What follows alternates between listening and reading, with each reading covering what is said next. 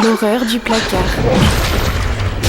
Cette histoire se déroule en 1980. Alex a déménagé à Boston avec son frère David et son père Thomas quelques jours auparavant. Leur maison était très belle. Les deux frères regardaient la maison et ils étaient très contents. Frère, notre chambre est cool, n'est-ce pas? Yep! Je vais mettre le lit près de ce placard. D'ailleurs, le placard n'est pas à nous. Il appartenait à l'ancien propriétaire. Ouais, il a l'air assez abîmé. Je pense que je devrais mettre mes affaires ailleurs. Dès qu'Alex touche le placard, il ressent un vent soudain et impétueux et il se retrouve par terre. Mec, tu vas bien? C'était vraiment bizarre. J'ai eu l'impression que quelqu'un m'a poussé. Quelques jours plus tard, toute la famille avait emménagé et s'était installée dans leur nouvelle maison. Une nuit, Alex et David étaient en train de dormir quand ils ont entendu le bruit de quelqu'un dans le placard frappant de l'intérieur. Alex est tiré de son sommeil par le son d'une voix qui pleure frénétiquement. Il allume sa lampe de chevet et s'approche du placard. Un bruit terrible provient de l'intérieur. Libérez-moi! Ouvrez la porte!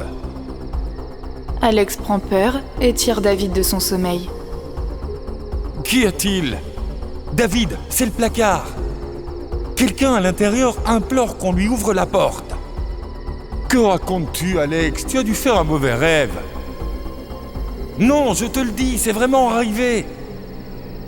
David se dirige vers le placard et ouvre le battant. Il regarde à l'intérieur, mais il ne se passe rien. David jette un regard suspicieux vers Alex. Tu vois, Alex, il n'y a rien. Tout à coup, un monstre très dangereux apparaît, juste derrière David. En voyant le monstre, Alex est pris de peur. David, David, vite, retourne-toi! Le monstre disparaît alors que David se retourne. Quoi? Il n'y a rien. Alex tremblait de peur.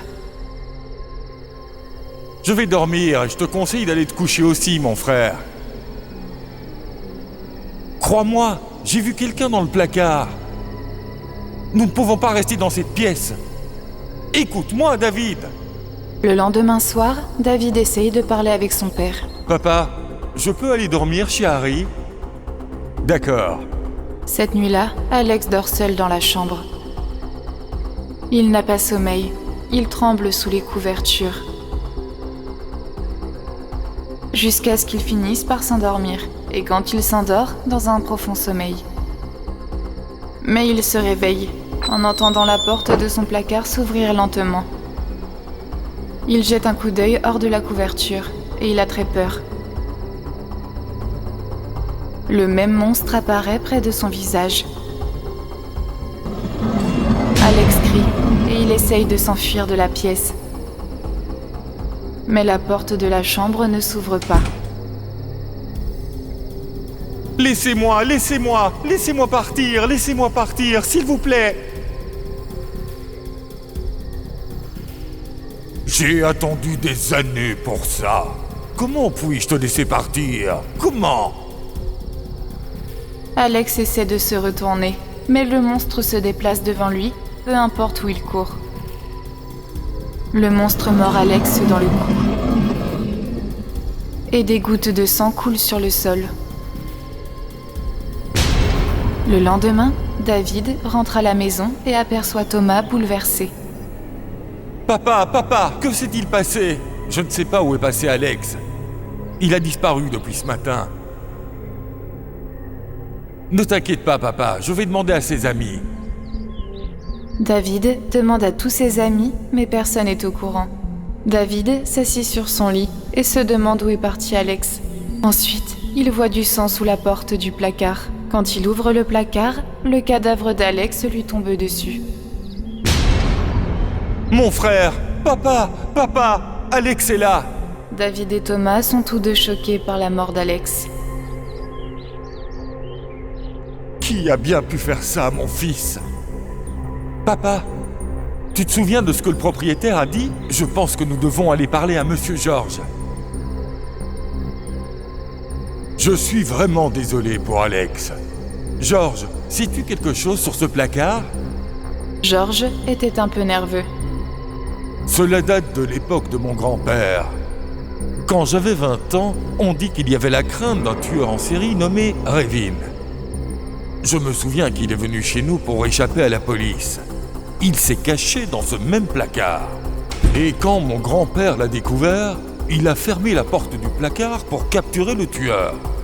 Mais il était atteint de démence. Avant de pouvoir informer la police, il a complètement oublié qu'il avait enfermé Revin dans le placard. Revin y est resté 30 jours et est mort. Au bout d'un certain temps, la pièce a commencé à puer. Grand-père a ouvert le placard et s'est souvenu de tout. Le pasteur nous a dit de brûler le cadavre, mais grand-père l'a enterré. Après cela, nous n'avons jamais utilisé ce placard. Ce qui signifie que Revin a tué mon frère. Qu'est-ce que tu dis, David?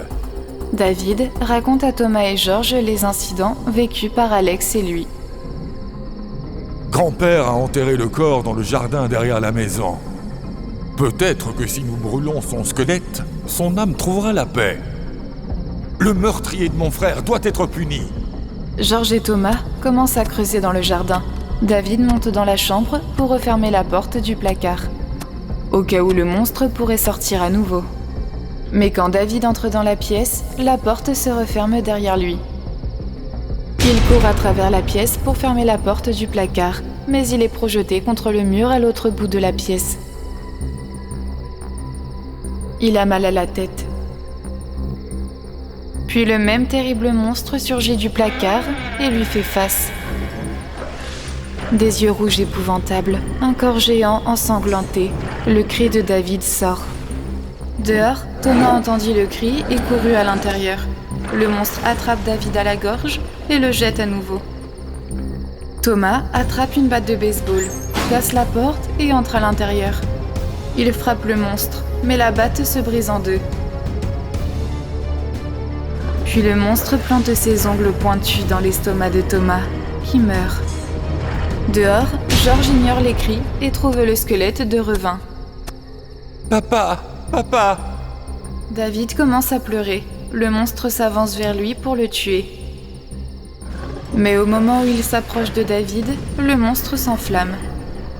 À l'extérieur, Georges avait mis le feu au squelette. Le monstre se transforme en fumée à l'intérieur et le placard brûle également.